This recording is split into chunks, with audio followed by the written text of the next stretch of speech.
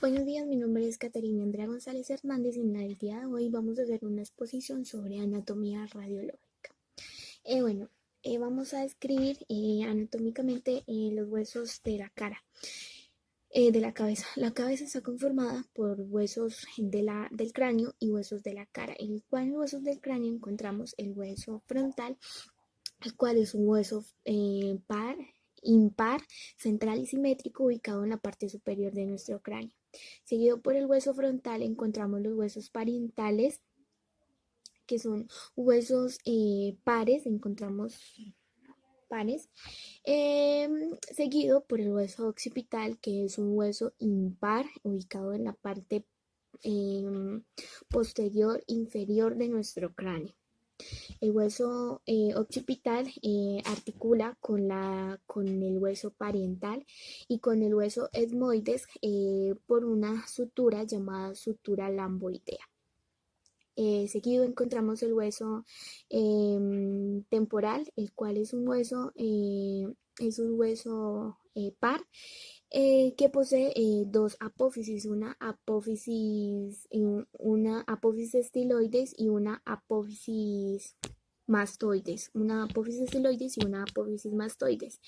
El hueso temporal, de seguido del hueso temporal, encontramos el hueso etmoides, el cual es un hueso impar que hacia los lados podemos palpar, tocar y observar las dos alas laterales. En seguido, encontramos el hueso cigomático, el cual es un hueso que posee es un hueso par que posee una apófisis frontal y una apófisis temporal. En la apófisis temporal encontramos el arco cigomático, es uno de los puntos más débiles que tenemos en nuestra cabeza, en nuestro cráneo. Eh, el cigomático articula con la mandíbula superior, el cual posee los dientes superiores y los dientes superiores. En la mandíbula tenemos también los huesos propios de la nariz, los cuales son los huesos propios de la nariz forman el puente de la nariz. Ya en la mandíbula inferior tenemos, esta presenta una rama y un ángulo y un arco dental en el cual se encuentran pues, los dientes inferiores, y en la rama encontramos que tiene una cabeza con la cual se articula con el temporal para formar la articulación temporomandibular, que es la articulación que nos permite abrir la boca y abrir la boca. Bueno, ahora vamos a hablar sobre columna. Empezaremos con la columna cervical, la cual está formada por 7 vértebras, dos con nombre propio llamados atlas y axis, y las siguientes numeradas desde C3, C4, C5, C6 hasta C7. Las columnas, el atlas y el axis son dos vértebras. Bueno, el atlas se articula con el hueso occipital para permitir el, el movimiento a nuestra cabeza. O sea que el atlas y el axis sostienen nuestra cabeza. Una característica de las vértebras cervicales es que son muy pequeñas y esto forman en nuestro cuello como tal. Seguido están las vértebras torácicas, que contienen una apófisis espinosa larga proyectada en dirección inferior. También poseen unas fositas costales, que es donde se articulan las costillas, y pues al igual que las vértebras cervicales poseen una apófisis transversal y pues la que les hablaba, y una apófisis espinosa. Bueno, y ya las vértebras lumbales se conforman por 5 vértebras. Estas vértebras poseen cuerpos grandes, son más grandes, y poseen unas apófisis cortas y anchas. Además de esto encontramos las 5 vértebras sacras, las cuales están fusionadas por un solo hueso, Estas forman la pared posterior superior de la pelvis y se articulan en dirección lateral con el hueso coxal. Bueno, ahora vamos con el tórax. El tórax protege las vísceras torácicas, está compuesto por externo y el externo presenta un cuello, una cabeza o un manubrio, un cuerpo y una apófisis sifoides. También esto encontramos en el esqueleto torácico las costillas, las cuales están conformadas por siete costillas verdaderas, 3 falsas y 2 flotantes, las cuales las flotantes se caracterizan por no tener relación con el externo. Seguimos con la extremidad superior, la conforman la clavícula, la escápula, el brazo, el antebrazo y la mano. Ya miraremos qué pues pertenece a cada.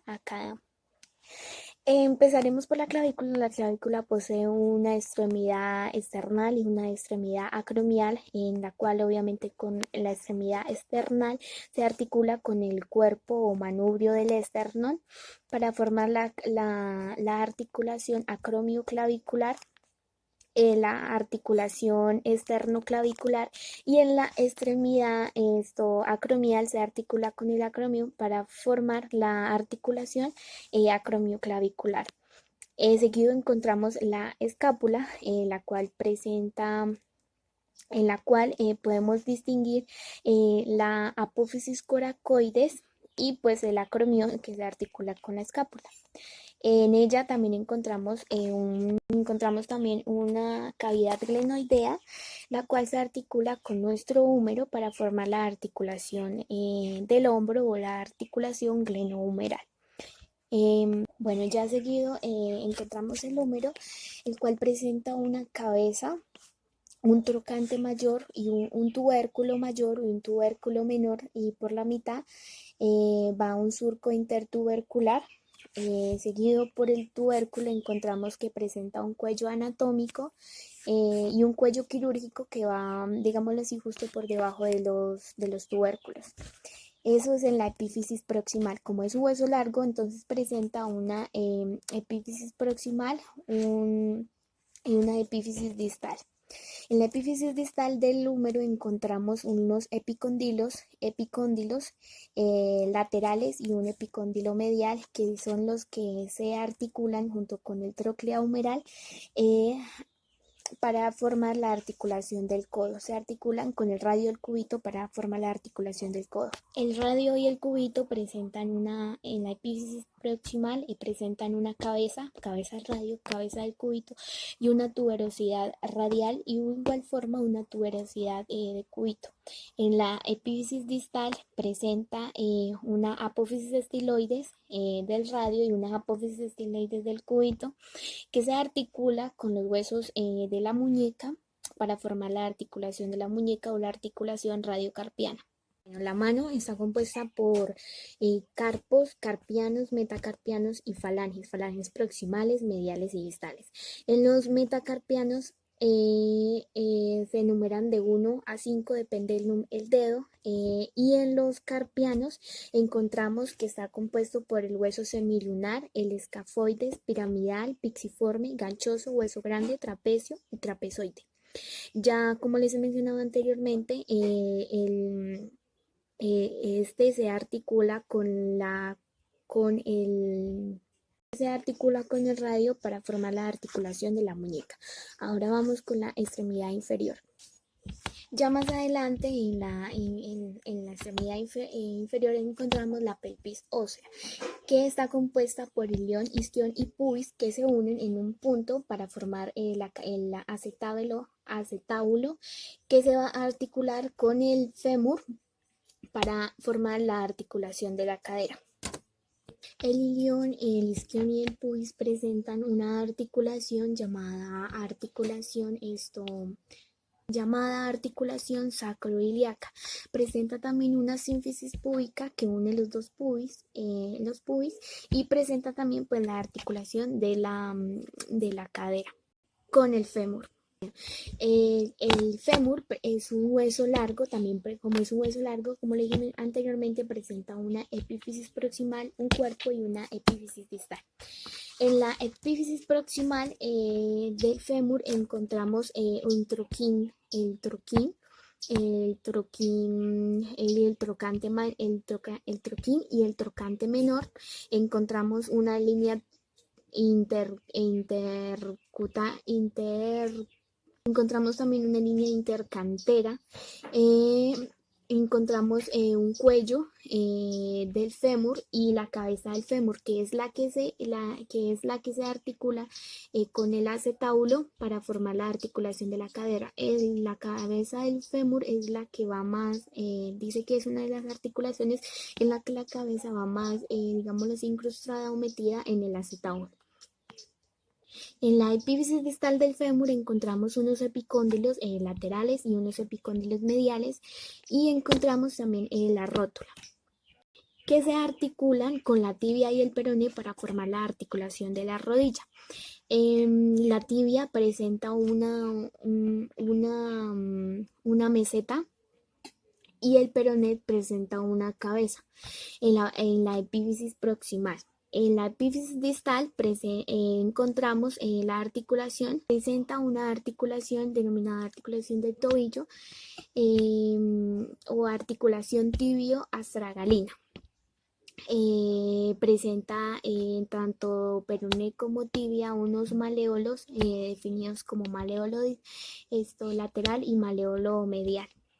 Bueno, en el pie está compuesto por tarso, metatarso y falanges, al igual que la mano, falanges proximales, mediales y distales. En la parte del tarso están compuestos por los huesos astrálago, calcáneo, navicular, cuboides y cuña 1, 2 y 3. Seguido encontramos los metatarsos, que están divididos entre una cabeza, un cuerpo y una base. A los metatarsos se le articulan las falanges, esta articulación se llama articulación metatarso-falángica.